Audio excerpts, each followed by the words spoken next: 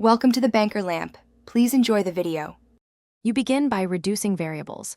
Power cycle the Xbox and router because cached network states often cause blocks.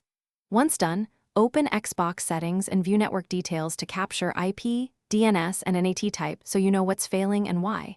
A strict NAT or wrong IP explains blocked services. Make sure you have router admin credentials ready. You'll use them next to adjust DHCP, DNS, or port settings. Start with facts, then move to targeted changes.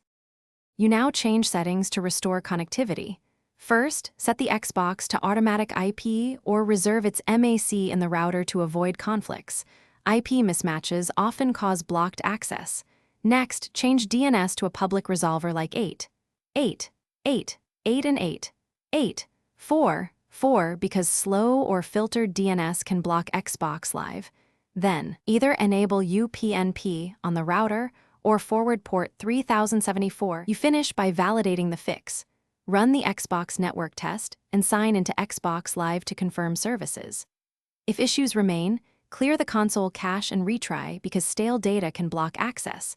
Then temporarily disable router firewall or parental controls to isolate filtering. If you still see blocks, switch to a wired Ethernet connection to rule out Wi-Fi issues. And as a last step, consider restoring router network settings to factory defaults. One key tip: try a wired connection first if wireless troubleshooting stalls.